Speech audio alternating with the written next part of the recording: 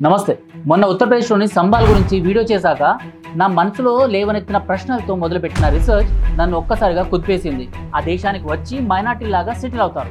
Cut చేస్తే 20-40 years తర్వాత, అంటే 20 నుంచి 40 సంవత్సరాల తర్వాత the country belongs to Allah అనే బోర్డ్. కానీ ముస్లింల జనాభా మాత్రం ఏకంగా 2010లో 1.65 బిలియన్లు ఉన్నవాళ్ళు ఏకంగా ఇందిరాగాంధీ పాలనలో పురుషులకు లేదంటే భార్యాభర్తలకు ఆపరేషన్లు చేసి పర్మనెంట్ ఫ్యామిలీ ప్లానింగ్ చేశారు. దాని ఫలితంగా హిందువుల్లో సగటు ఫెర్టిలిటీ రేట్ 2.1కి చేరగా ముస్లింలు అది ఏకంగా. Hindu be careful.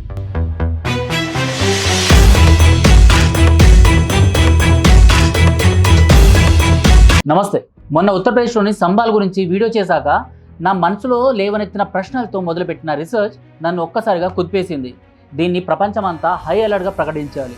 గవర్నమెంట్ తగిన చర్యలు తీసుకోవాలి, లేకపోతే ప్రపంచం మొత్తం ముస్లింమయం అవ్వడం ఖాయం. మొన్న చంగూర్ బాబా, నిన్న వెస్ట్ బెంగాల్, సంబాల్, రేపు యావత్ భారతదేశం. ఇదే వాళ్ళ మాస్టర్ ప్లాన్.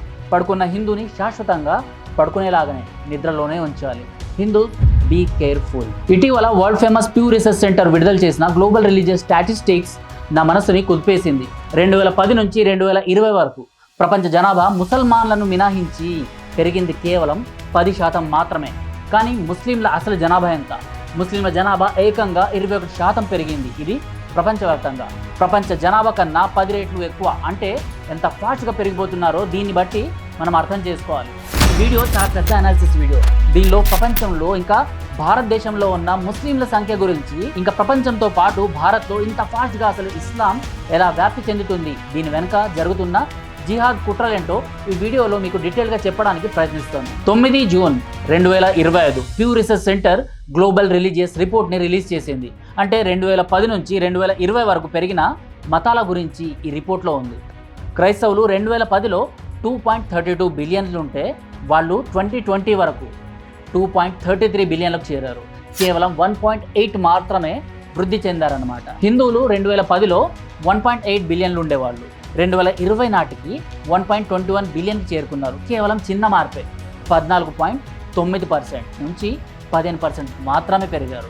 బౌద్ధులు 343 మిలియన్ల నుంచి 324 మిలియన్లకు తగ్గారు. యూదులు 15.2 మిలియన్ల నుంచి 14.7కి తగ్గారు. కానీ ముస్లింల జనాభా మాత్రం ఏకంగా 2010లో 1.65 బిలియన్లు ఉన్నవాళ్ళు ఏకంగా 2 బిలియన్స్కి చేరారు. అన్ని మతాల జనాభా కన్నా ఇది వేగవంతమైన వృద్ధి. ఎందుకు? ప్రపంచంలో అన్నిటికన్నా పెద్ద మతమైన క్రిస్టియానిటీలో మార్పు లేదు. తక్కువ జనాభా ఉన్న బౌద్ధంలో కూడా అంతగా మార్పు లేదు. కానీ ప్రపంచంలో రెండో స్థాయిలో ఉన్న ఇస్లాం అంత వేగంగా పెరగడానికి కారణాలేంటి? ఇది యాదృచ్ఛికమా లేక పథకం ప్రకారం జరుగుతున్న ప్రక్రియన? ఇస్లాం చరిత్రలు చూసుకుంటే వాళ్ళు మొట్టమొదటగా ఆ దేశానికి వచ్చి మైనార్టీ లాగా సెటిల్ అవుతారు. కట్ చేస్తే 20-40 ఇయర్స్ తర్వాత, అంటే 20 నుంచి 40 సంవత్సరాల తర్వాత the country belongs to Allah అనే బోర్డ్ మీకు కనిపిస్తుంది. దీనికి ఉదాహరణే పాలస్తీనా, Egypt, Turkey, Bosnia, Albania, Indonesia, Nigeria, Kosovo. కానీ ఒకప్పట్లాగా ఇప్పుడు బాంబులతో దాడులు లేవు, పొడిచి చంపడాలు లేవు, మత మార్పిడి చాలా తక్కువ. ఇవేవి లేనప్పుడు అసలు ఇస్లాం అలా ఎలా పెరుగుతుంది? దీనికి కారణాలేంటో ఈ డీటెయిల్ వీడియోలో చూద్దాం. ఫస్ట్గా లెబనాన్ స్టోరీ గురించి మనం మాట్లాడుకుందాం. ఈ పరిస్థితుల గురించి మాట్లాడడానికి లెబనాన్ గురించి మనం తెలుసుకోవడం తప్పనిసరి.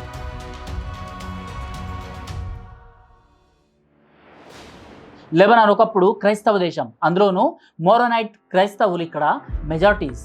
ఫ్రెంచ్ వలస పాలనలో క్రైస్తవులే అధికారంలో ఉండేవాళ్ళు. అప్పుడు ఎక్కడ చూసినా చర్చిల గుండ్రటి గంటలు, ఫ్రెంచ్ సంస్కృతి ప్రతిబింబించే వీధులు, ఇవన్నీ అక్కడి సంస్కృతి. అయితే 1948లో మొదటి బాంబు పడింది. ఇజ్రాయెల్ ఏర్పాటై వేలాది పాలస్తీనా ముస్లింలు శరణార్థులుగా లెబనాన్లోకి ప్రవేశించారు. చర్చిలో మోగే గంటలు లెబనాన్ క్రైస్తవులకు చివరి ధ్వనులయ్యాయి. యుద్ధాలు లేవు, రక్తపాతం లేదు. కేవలం వాళ్ళ సంఖ్యను వాళ్ళు పెంచుకుంటూ వచ్చారు. ముస్లింల సంఖ్య ఎక్కువైపోయారు. ఇక క్రైస్తవులు చదువుల కోసం, భద్రత, విద్య కోసం విదేశాలకు వెళ్ళడం మొదలుపెట్టారు. 1969 నాటికి ముస్లింల జనాభా ఆధిపత్యానికి వచ్చింది. అక్కడ క్రిస్టియన్స్ని ప్రాంతాల వారీగా ఇబ్బందులు పెడుతూ దేశం లోపలే 1975 నుంచి 1990 వరకు 15 సంవత్సరాల పాటు కోల్డ్ వార్ నడిచింది. ఇస్లాం ఆధిపత్యం అక్కడ సాధించింది. మొదట మైనారిటీ, ఆ తర్వాత మెజారిటీ అయ్యారు. మొదట శరణార్థులు, ఆ తర్వాత పాలకులయ్యారు. ఈ మార్పు బలవంతంగా కాదు, కానీ వేగంగా జరిగింది. చదువుల కోసం, భద్రత కోసం లెబనాన్ క్రైస్తవులు వెళ్ళిపోతుండగా ముస్లిం జనాభా పెరుగుతూ వచ్చింది. ఇదంతా సరే, మరి భారత్లో ముస్లింల జనాభా సంగతి ఏంటి? What about Bharat?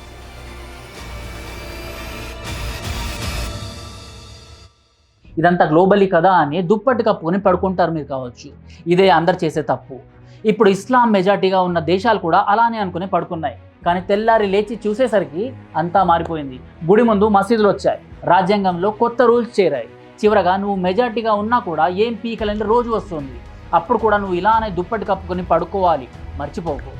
ఇప్పటి వరకు గ్లోబల్గా చూసాం, but now let's talk about our Bharat. మన భారతదేశంలో జరుగుతున్నది గ్లోబల్ వైజ్గా జరిగిన దానికంటే ఏం తక్కువ కాదు.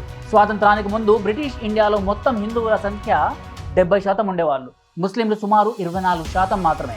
కానీ పార్టీషన్ టైం వచ్చేసరికి అంతా మారిపోయింది. 1947 ఉపఖండ విభజన తర్వాత పెద్ద సంఖ్యలో జనాభా మార్పులు మొదలయ్యాయి. పాకిస్తాన్ ఏర్పడ్డ తర్వాత అటు నుంచి సుమారు 73 లక్షల మంది హిందువులు, సిక్కులు భారత్కు వచ్చారు. అలాగే ఇక్కడ నుంచి 73 లక్షల మంది ముస్లింలు అటు పాకిస్తాన్కి వెళ్ళిపోయారు. దాంతో ఇండిపెండెన్స్ లేని ఇండిపెండెంట్ భారత్లో హిందువుల ప్రపోర్షన్ ఒక్కసారిగా పెరిగి 80% దాకా వెళ్ళింది. ఇక ముస్లింలు సుమారు 9% మన భారత్లో ఉన్నారు. ఇక్కడ 1951 సెన్సస్ డేటా ప్రకారం హిందువులు 84.1, ముస్లింలు 9.8% మాత్రమే. కానీ పార్టీషన్ తర్వాత కాలక్రమేణా మన దేశంలో డెమోగ్రాఫిక్స్ మళ్ళీ మారడం మొదలైంది. 1951 నుంచి 2011 వరకు చూడండి, హిందూ జనాభా 85% నుండి 79% పడిపోయింది. కానీ ముస్లింల జనాభా 9% నుంచి 14%కి పైనే పెరిగింది. అంటే 60 ఏళ్లలో హిందువులు 5% తగ్గారు, ముస్లింలు 5% పెరిగారు. ఇది యాదృచ్ఛికమా? మరి ఎందుకు ఇంత మార్పు? మన హిందువుల్లో సంతానోత్పత్తి తగ్గిందా, లేదా మన హిందూ అమ్మాయిలు ఇన్ఫర్టిలిటీ బారిన పడ్డారా? లేదు, అవేం కాదు. ఒక్కసారే హిందువులు తగ్గడానికి కారణాలు మన భారతదేశంలో హిందువులపై జరిగిన మారణ హోమాలు. హిందువుల భవిష్యత్తును ఇంకొకరి చేతిలోకి తీసుకుపోవడమే కారణం. గవర్నమెంట్ స్కీమ్ పేరుతో హిందువుల మరణకు పుట్లేయడమే కారణం. కళ్ళ ముందు హిందువులకు ఎంత అన్యాయం జరుగుతున్నా సిగ్గు లేకుండా సెక్యులరిజం పేరుతో హిందువులను, సనాతన సంప్రదాయాలను పూడ్చడమే కారణం. జరిగినవి, జరుగుతున్నవి చెప్పినప్పుడు బాధగా ఉంటుంది. కానీ జరగబోతున్న సత్యాన్ని చెప్తున్నా నాకు, వింటున్న మీకు ఆవేదన మాత్రం తప్పదు.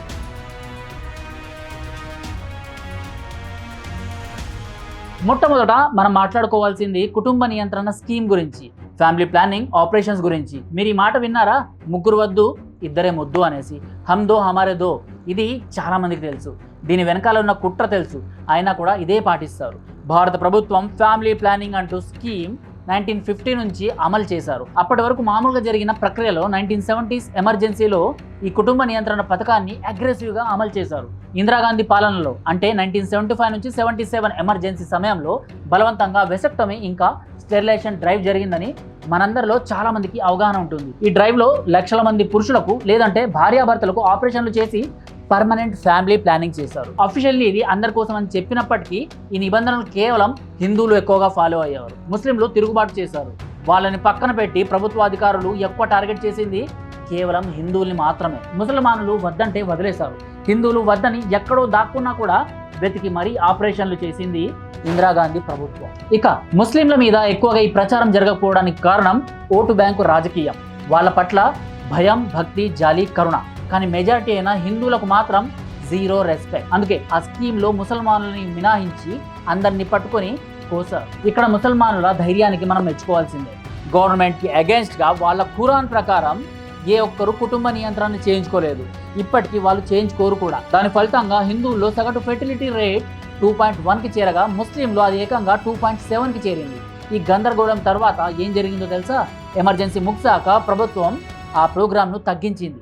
కానీ మన సిగ్గులేని హిందువులు తప్పటడుగుల్లా హమ్దో హమారే దో అంటూ ఆ నీచపు సిద్ధాంతాన్ని ఇప్పటికీ ఆచరిస్తూ ఫ్యామిలీ ఫైనాన్షియల్ ప్రెషర్స్ అంటూ తల బాదుకుంటూనే ఉన్నారు.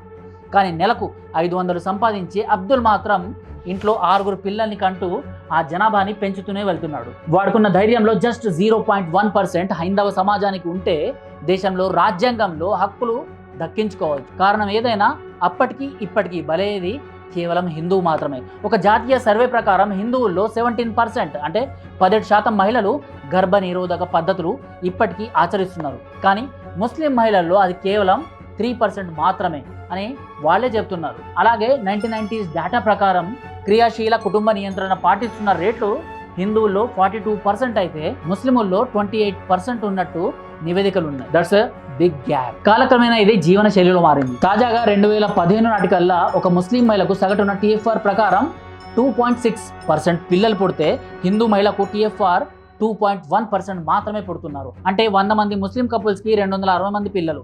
అదే 100 మంది హిందూ కపుల్స్కి 210 పిల్లలు. కేవలం 50 మందే ఎక్కువ అనుకుంటున్నారా? మీరు ఎంత గుడ్డి లెక్కలు వేసినా ఇంకో 2-3 తరాల్లో ఈ జనాభా సంపూర్ణ యుద్ధం ప్రకటించాక మీకు ఈ డిఫరెన్స్ అర్థమవుతుంది. అందుకే 1951 నుంచి 2011 మధ్య హిందువులు 84% నుండి 79% డ్రాప్ అయింది. ముస్లింల సంఖ్య 9.8% నుంచి 14.2% పెరిగింది. కేవలం బర్త్ కంట్రోల్ వల్లే కాదు, దాని వెనుక కనిపిస్తున్న జిహాదీ మాఫియాలు చాలానే ఉన్నాయి. ఇంకా లవ్ జిహాద్లు చేస్తూ ల్యాండ్ జిహాద్లు కొనసాగిస్తున్న రోహింగ్యాలు ఎంతో మంది మన కళ్ళ ముందే ఉంటారు, మన పక్కనే తిరుగుతుంటారు, కానీ మనకు కనిపించరు. ఎందుకంటే మనం కళ్ళు ఉండి కూడా చూడలేని హిందువులం. ఈ డాట్స్ అన్నిటిని కనెక్ట్ చేస్తే భారతదేశంలో ముస్లిం జనాభా వృద్ధికి మనం తెలిసి కూడా ఆపలేని ముఖ్య కారణాలు ఇవే. 1, మన పిల్లల్ని మన సంస్కృతికి దూరం చేసి మోడర్నైజ్ దారిలో నడిపించి చివరికి జిహాదీల చేతుల్లో పెట్టడం. 2, ఇద్దరు పుట్టగానే కుటుంబ నియంత్రణతో జీవనోత్పత్తిని ఆపేయడం. 3, అక్రమ వలసదారులను వదిలేసి కులం అంటూ మనలో మనమే ఒకరినొకరం వేరు చేసుకొని మెల్లిగా వచ్చిన శత్రువులకి ఈజీ టార్గెట్స్గా మారి కన్వర్ట్ అవ్వడం, లేకపోతే చావడం. ఇక 4, అన్ని మతాలు సమానమే అని ఇంట్లో పిలిచి నువ్వు అన్నం పెట్టిన వాడే ఇంట్లోనే సేద తీరి మా దేవుడే గొప్ప అని నీ చెవులు చిల్లులు పడేలాగా అర్చినా కూడా పట్టించుకోకుండా మళ్ళీ సెక్యులరిజం అంటూ చూసే నీ వెర్రితనం. ఇక 5వది, వాళ్ళ ఇంటికి 6 ఉన్నా సరే నాకు 2 చాలు అని హిందువునైన నిన్ను పట్టించుకొని రాజ్యాంగం గురించి ఆలోచించే నీ వెర్రితనం వల్ల. ఇక లాస్ట్ బట్ నాట్ లీస్ట్ 6వది, ఇంకా మన కళ్ళ ముందే మన అమ్మాయిలను వాడు చేర్చినా కూడా మన అమ్మాయిలది తప్పు కానీ ఆ జిహాదీలది తప్పేమి లేదన్నట్టు.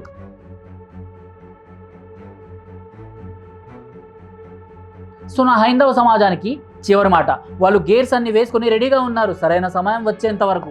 అప్పటి వరకు వీళ్ళని కాపాడేది హిందూ అని చెప్పుకునే లెఫ్టిస్ట్ మీడియా, సెక్యులర్ అని చెప్పుకునే రాజకీయ నాయకులకు వత్తసు పలికే పోలీసు బలగాలు, ఇవన్నిటిని చూస్తూ ప్రశ్నించే అసలైన సెక్యులర్ కట్టర్ కాషాయవాదులకు జైలు కేసులు, కోర్టులు. ఈ వీడియో చేస్తున్న నాకు రేపు మాపు బెదిరింపు కాల్స్. ఇవన్నీ చూస్తూ నవ్వుకొని ఫోన్ కట్టేసి పాలు తాగి దుప్పటి కప్పుకొని పడుకునే నా హైందవ సోదరులారా, ఇల్లు కాలినా అలానే పడుకోండి. జై హో, మేరా భారత్ మహాన్.